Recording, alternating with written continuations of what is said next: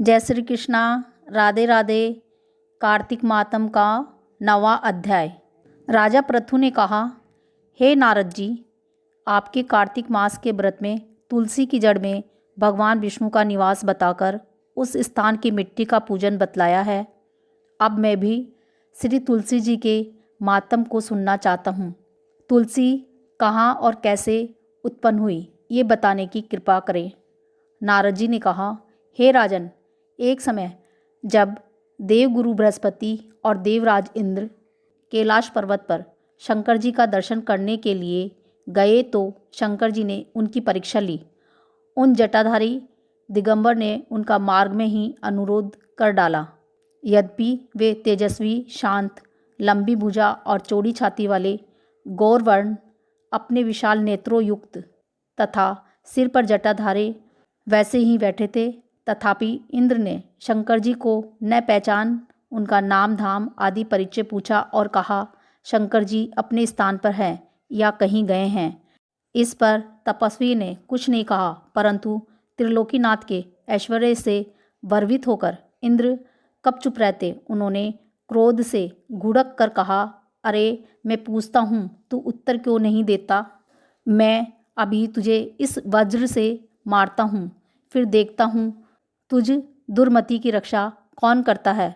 फिर जो ही दिगंबर को मारने के लिए हाथ में वर्ज लिया, त्यों ही भगवान शंकर ने वर्ज सहित उसका हाथ रतंभित कर दिया और विकराल नेत्र कर जो ही उसे देखा तो ऐसा विदित हुआ मानो वह दिगंबर प्रज्वलित हो उठा है और तेज से जला देगा।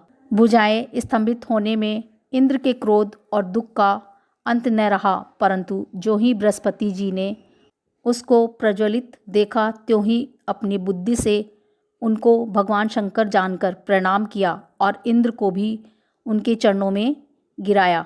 फिर बृहस्पति जी बोले, हे दीनानाथ, अपना क्रोध रोककर इंद्र का अपराध क्षमा कीजिए।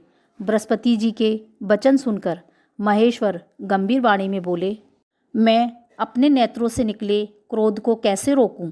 तब बृहस्पति बोले, हे भगवान, भक्तों पर तो दया करनी ही चाहिए, अतः अपना भक्त वत्सल्य नाम सार्थक कीजिए और इस तेज को शांत कर इंद्र का उद्धार कीजिए। तब भगवान शंकर ने कहा, मैं तुम्हारी स्तुति से प्रसन्न हूँ, जो तुमने इंद्र को जीवन दान दिलाया। अब मैं तुम्हें अपने वरदान द्वारा जीव नाम से विख्यात करता हूँ। मेरे नेत्रों की अग्नि अब इंद्र को पीड़ित नहीं करेगी। ऐसा कहकर शंकर जी ने अपने माथे से निकले हुए तेज को लेकर क्षीर सागर में डाल दिया। फिर लीलाधारी भगवान अंतर्ध्यान हो गए। इंद्र और बृहस्पति दोनों भय से मुक्त होकर परम सुखी हुए। इस प्रकार जिनको जानने की इच्छा थी, उन्हें जानकर इंद्र और बृहस्पति अपने स्थान को चले गए। जय श्री कृष्णा। राधे राधे।